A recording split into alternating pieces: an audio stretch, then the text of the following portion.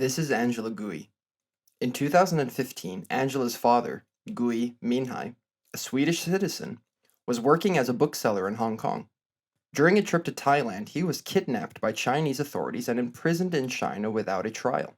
Like many other political prisoners before him, he was paraded on Chinese state television, where he made a forced confession.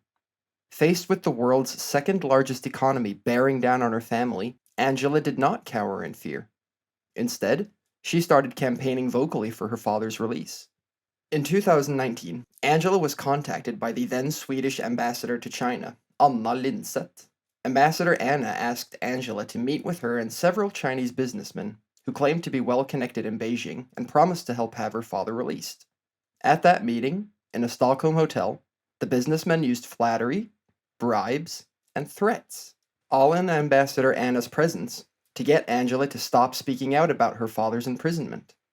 Angela claims that the ambassador told her that if she did as she was told and her father was released, then she, Ambassador Anna, would go on Swedish television and speak of the bright future of Sweden-China relations.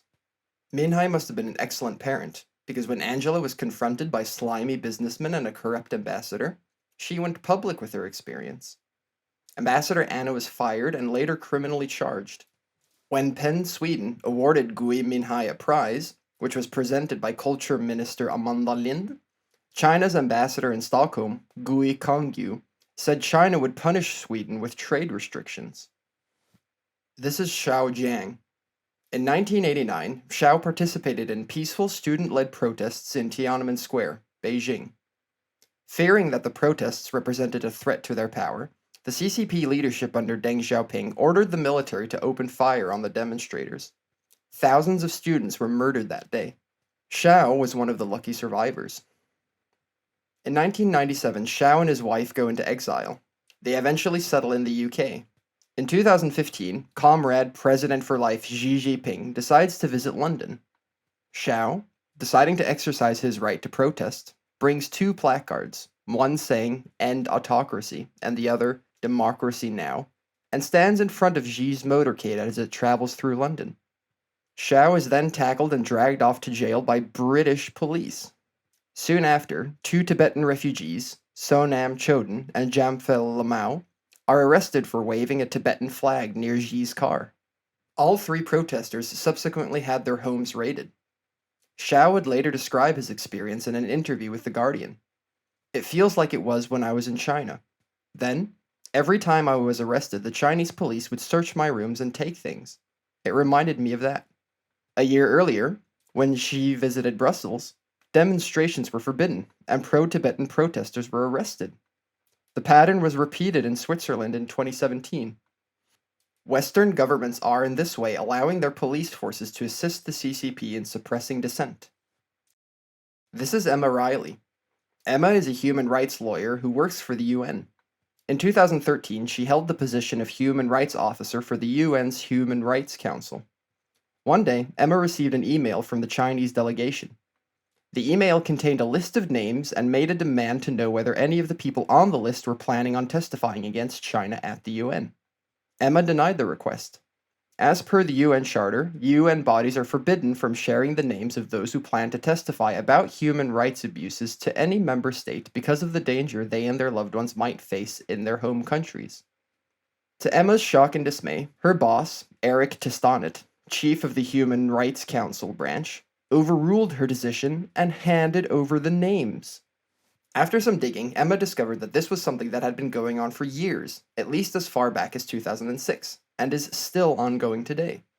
Apparently, China is the only country that benefits from the UN's bureaucracy violating the rules in this way. Emma has since disclosed the fate of some of the dissidents whose names were divulged to China. Arrest, detention, and disappearance of family members. Torture of family members in front of one another, with those witnessing forced to call the dissident to let them hear the torture. The death in custody of a student whose name was previously handed over, who had returned to China. Because the activists were not told their names were being given to China by the UN, they often did not know why the intimidation of their families happened at a particular time. In 1967, Richard Nixon wrote an article for the magazine Foreign Affairs that would serve as a prelude to his presidency. We simply cannot afford to leave China forever outside of the family of nations, there to nurture its fantasies, cherish its hates, and threaten its neighbors. There is no place on this small planet for a billion of its potentially most able people to live in angry isolation. He continued with a sentiment that would later become the guiding principle underlying America's foreign policy strategy regarding China. The world cannot be safe until China changes. Thus, our aim, to the extent that we can, we must influence events. Our goal should be to induce change. The goal of inducing change became the policy known as engagement. The rationale behind this policy was explained during a press conference held in 1989 by then-President George H.W. Bush. I think, as people have commercial incentives, whether it's in China or other totalitarian systems, the move to democracy becomes inexorable. This rationale was echoed by the next president, Bill Clinton, during a speech at Johns Hopkins University. By joining the WTO, China is not simply agreeing to import more of our products, it is agreeing to import one of democracy's most cherished values, economic freedom. The more China liberalizes its economy, the more fully it will liberate the potential of its people, their initiative, their imagination, their remarkable spirit of enterprise, and the genie of freedom will not go back into the bottle. As I understand it, the policy of engagement was founded on the assumption that if China opened its economy by allowing elements of free market competition, then the liberalization of the rest of China's culture would inevitably follow. Proponents of this hypothesis argue that if exposed to Western culture through trade, then our values of personal liberty and human rights would gain a foothold in China. It was believed that through engagement, China would, slowly but surely, become more like us. I am under the impression that there is now little to no reason to believe that this policy has any hope of succeeding. On July 23, 2020, then U.S. Secretary of State Mike Pompeo held a speech in which he declared that the policy of blind engagement with China had failed. He pointed out that, "Today, China is increasingly authoritarian at home and with hostility to freedom everywhere else. If the free world doesn't change, Communist China will change us." Unfortunately, Pompeo seems to have been correct in his assessment. The three stories I covered at the beginning of this video are not isolated cases. There are innumerable other examples of how the CCP's influence over recent decades has made the world a less free, less safe, and more corrupt place. Instead of becoming more like the West has indeed become more like China. The question I want to address in this video is why? Why are we becoming more like China? And why has China not become more like us? I believe the key to answering this question can be found in a concept associated with Soviet ideology: subversion. This is Yuri Bezmenov. Yuri was a KGB agent who defected to the West during the Cold War. The following clip is an excerpt from a lecture he held in which he describes how subversion works. Subversion in Soviet terminology means always a destructive, aggressive activity aimed to destroy the country, nation, or geographical area of your enemy. But according to the law and law enforcement systems of the Western civilization, it's not a crime. Exactly because of misconception, manipulation of terms. Subverter is a student who comes for exchange, a diplomat, an actor, an artist, a journalist like myself was 10 years ago. Now, subversion is an activity which is a two-way traffic. You cannot subvert an enemy which doesn't want to be subverted. If you know history of Japan, for example, before 20th century, Japan was a closed society. The moment a foreign boat comes to the shores of Japan, the Imperial Japanese Army politely tells them to get lost. If they don't leave, they shoot them to preserve their culture, ideology, traditions, values intact. You were not able to subvert Japan. You cannot subvert Soviet Union because the borders are closed. The media is censored by the government. The population is controlled by the KGB and internal police.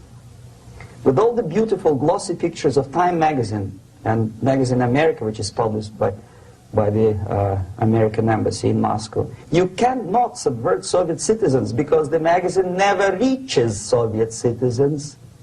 It's collected from the newsstands and thrown to garbage can. Subversion can be only successful when the agent of subversion has a responsive target. It's a two-way traffic. United States is a receptive target of subversion. Chinese society under the dictatorship of the CCP is every bit as closed off to outside influence as the Soviet Union was. A paper known as Document Number 9, which was circulated within the party in 2013, is emblematic of that fact. The document describes noteworthy problems related to the current state of the ideological sphere. Some of the more noteworthy problems include the following. Promoting Western constitutional democracy, an attempt to undermine the current leadership and the socialism with Chinese characteristics system of governance. Promoting universal values in an attempt to weaken the theoretical foundation of the party's leadership, ultimately using the West's value systems to supplant the core values of socialism. Promoting the West's idea of journalism, challenging China's principle that the media and publishing system should be subject to party discipline. The ultimate goal of advocating the West's view of the media is to hawk the principle of abstract and absolute freedom of press, oppose the party's leadership in the media, and gouge an opening through which to infiltrate our ideology. The document's prescription for these problems should leave no room for doubt regarding the CCP's commitment to ideological conformity. These mistaken views and ideas exist in great numbers in overseas media and reactionary publications. They penetrate China through the internet and underground channels, and they are disseminated on domestic internet forums, blogs, and microblogs. They also appear in public lectures, seminars, university classrooms, class discussion forums, civilian study groups, and individual publications. If we allow any of these ideas to spread, they will disturb people's existing consensus on important issues like which flag to raise, which road to take, which goals to pursue, etc. And this will disrupt our nation's stable progress on reform and development. We must reinforce our management of all types and levels of propaganda on the cultural front, perfect and carry out related administrative systems, and allow absolutely no opportunity or outlets for incorrect thinking or viewpoints to spread. The most obvious, and perhaps most effective tool employed by the CCP to maintain ideological conformity within China is their propaganda department.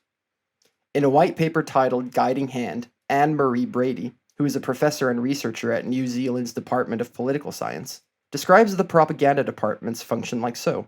The Central Propaganda Department of the Chinese Communist Party has a central, guiding role over the whole of Chinese society in the current era. The Central Propaganda Department oversees the propaganda and education system which monitors, instructs, and censors all of China's newspapers and magazines, film, television, and radio broadcasting, the internet, the publishing industry, and all aspects of cultural and information production from the highest to the lowest levels of society. In their book, Hidden Hand, exposing how the Chinese Communist Party is reshaping the world, researchers Clive Hamilton and Marieke Olberg describe how this censorship is enforced. The CCP's demands for media loyalty are not abstract pleas, but are enforced through an intricate system of control, before and after publication or broadcast. Propaganda departments regularly send orders to media in China regarding the topics that must be highlighted and those that must not be covered. Designated political editors closely inspect content for political mistakes. After news items have been aired or printed, they are checked again for deviations from the party line. Any political mistake results in fines and demotions for those deemed responsible. Party media aimed at a foreign readership and published in foreign languages other than Chinese, such as the China Daily, are subject to similar political restrictions. Their journalists must display high political literacy, and some positions require CCP membership. As of 2019, journalists are expected to study Xi Jinping thought on socialism with Chinese characteristics for a new era, and to pass the test proving their proficiency. The media and other publications are far from the only aspects of Chinese society controlled by the CCP. Describing all the ways the party extends its tendrils through China would, unfortunately, take more time than I have allotted for this video. The main point I'm trying to convey is that Chinese society is not open to the kinds of cultural influences that would threaten the party's autocratic rule. So long as the party is in charge, China will never be given the chance to liberalize. Now that we have covered why engagement failed to instill the values of universal human rights and personal liberties into Chinese culture, we are still left with the question of why the CCP has been able to export its influence into Western culture. Why are Swedish ambassadors, European police officers, and UN bureaucrats enforcing Beijing's will outside of China? In contrast to China under the CCP, Western culture is generally not closed off. We are open to external influences. And as Yuri pointed out, this makes us vulnerable to subversion. I believe this particular case is representative of how the CCP typically exerts its corrupting influence. This is Michael Bloomberg. The following clip comes from an interview he did with PBS in September of 2019. Keep in mind that as he's participating in this interview, the CCP is crushing protests in Hong Kong, harvesting organs from political prisoners, and keeping more than 1 million ethnic minorities in concentration camps.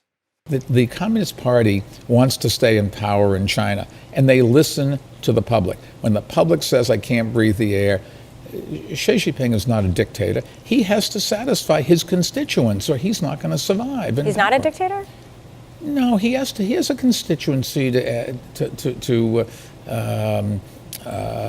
answer to. Is the check on him just a revolution? You're not going to have a revolution. Government survives without the will of the majority of its people. Why does this brown-noser's opinion matter? Well, Bloomberg happens to be one of the wealthiest people on the planet. On November 24th, 2019, he launched a campaign to become the Democratic Party's presidential candidate. He spent more than $900 million of his personal fortune to fund his campaign, which included more than $500 million spent on TV, radio, and digital advertisements. This spending prompted some political commentators to muse that Bloomberg seemed to be simply trying to buy the Democratic nomination, given that this spending set the record for most expensive presidential primary campaign in American history. While he ultimately failed to secure the Democratic nomination, his wealth alone is sufficient to ensure that he remains an extremely influential individual within American society. Bloomberg's connections to China go beyond mere sentiment. Prior to launching his presidential campaign, he was the CEO of Bloomberg LP, a financial information, software, and media firm that is most well known for the sale of Bloomberg terminals. Here's a clip from an episode of America Uncovered explaining how these terminals work and how they are connected to China. The biggest part of Bloomberg LP's business is the Bloomberg terminals.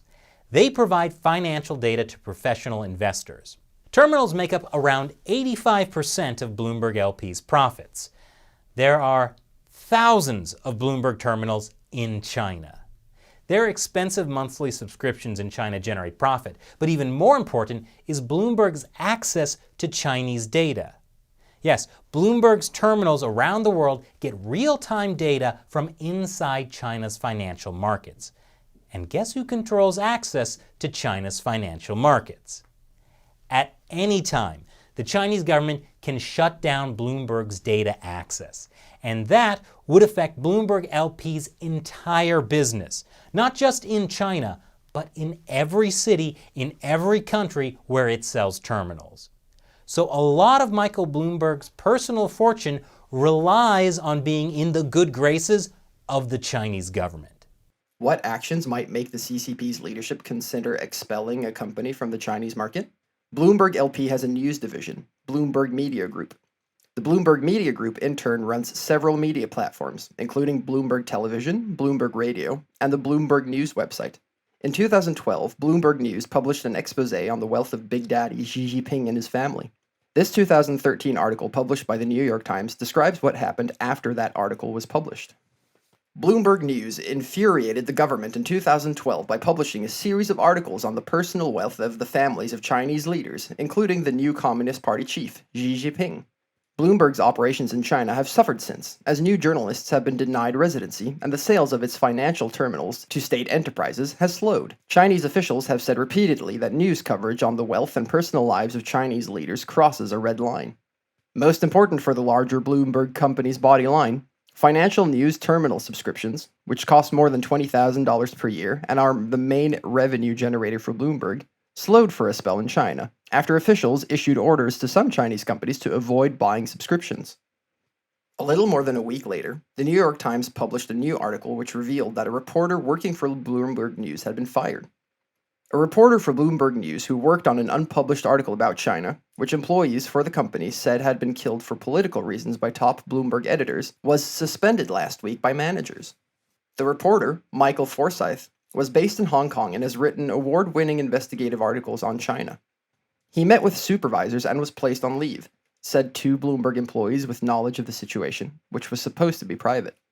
The move comes days after several news outlets, including the New York Times, published reports quoting unnamed Bloomberg employees saying that top editors, led by Matthew Winkler, the editor-in-chief, decided in late October not to publish an investigative article because of fears that Bloomberg would be expelled from China. Roughly a week later, the New York Times published a third article which neatly summarized the pickle Bloomberg LP found itself in. At one lunch in July, according to a former senior executive in attendance, Mr. Doctoroff offered a hypothetical dilemma.